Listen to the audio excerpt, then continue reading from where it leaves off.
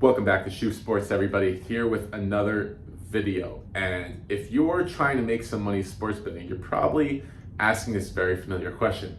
What do I bet on? What sport is the best to bet on? And here I'm going to tell you that there is no best sport to bet on. It doesn't matter if you are an expert in NFL or you don't know too much about baseball or you've never done anything with MMA, all sports can be equally as good to bet on. Now, with certain sports like the NFL, let's say you're a big NFL fan. Well, it might be easier for you to find certain player props or certain bets, or some bets might make more sense in your head because you know more about the teams, more about the players, as opposed to some random European soccer match of two teams you've never watched.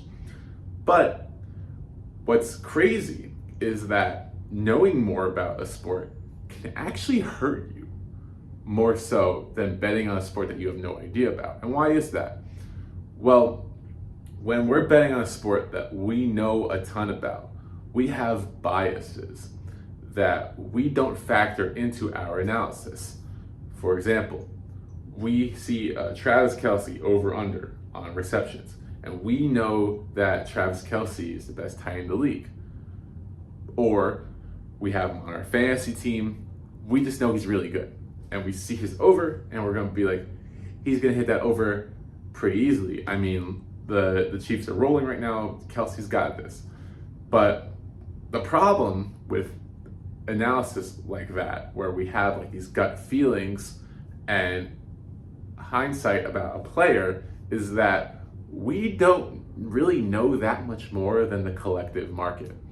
We think we do, but sports betting odds are calculated by market-making sportsbooks who take information from sports bettors all across the world with the most amount of money, putting all the sharp action they can on these props. So you knowing about Travis Kelce does not mean that the guy over there doesn't know about Travis Kelce, and that guy, and that guy, and that guy. They all have their opinions, and all their opinions are reflected in whatever odds you're getting the prop at. So whatever you think, whatever good odds you think that you're getting, someone else probably got better odds, someone else probably got worse odds, but most of all, your opinion isn't too much different. But let's say you take a random MMA fight. You've got two fighters and you've never heard of either of them. But one fighter is listed at plus 200 on FanDuel. You see that on DraftKings they're plus 170, at Caesars they're 175, BetMGM plus 170. Well, you don't have to know anything about the fighters to know that the bet on FanDuel is a good bet. Why?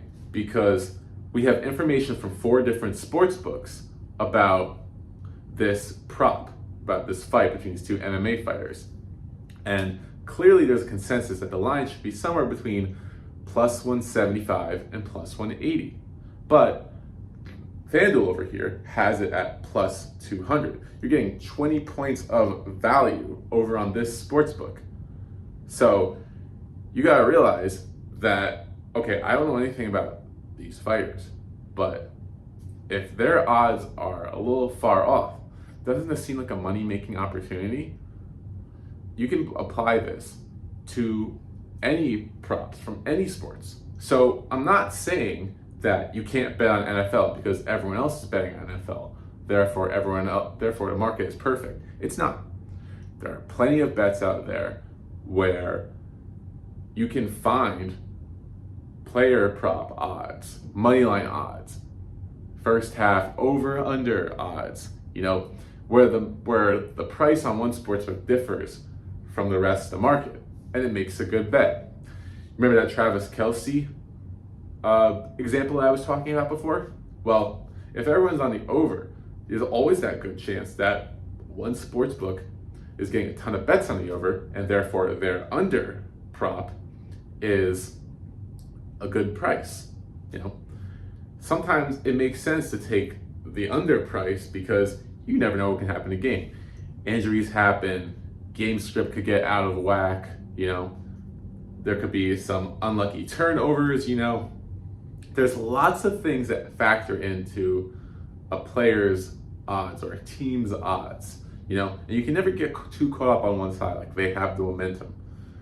Because the problem with this analysis is that we start to want to bet certain props at whatever odds we get because this prop is going to hit. It's the wrong way to think about it. With every prop, there is implied odds on it. So if a prop is like minus 150, then they're implying that there's almost a 60% chance of this bet winning. But a lot of times with these props, they can be more like 50-50, right? It just depends on how the market is betting it. So what you have to do is take a look at the big picture with any bet that you want to place and see what the market is telling you. What is the information that they're giving you? And then try to find bets that are outlier bets that are different from the rest of the market and place those bets. And this basically means that it doesn't matter what sport you're betting on. You want to bet on 2 a.m. Korean soccer? Go ahead and do it, but make sure you have an actual advantage.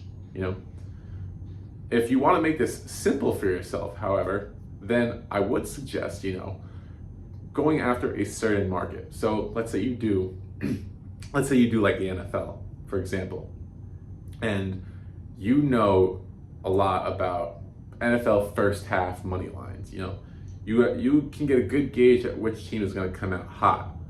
Well, what you can do then is find teams that you want to bet on or you like, and then you can go scavenge the sports books for the best odds. That's at least a step in the right direction, right? But placing bets blindly, or thinking that you can only bet on one sport because this sport is most profitable, it doesn't exist. The market exists so that all of the odds, all the games, all of them have the most fair odds possible, or the most accurate odds for you to bet on. So it's set up that the sportsbook has the advantage, but you can take advantage by taking advantage of the bets that are different from the rest of the market. I hope that makes sense to you guys, because the last thing I would want you to do is have someone out there say that NBA is the best sport to bet on and put all your money in NBA and wonder why nothing's working.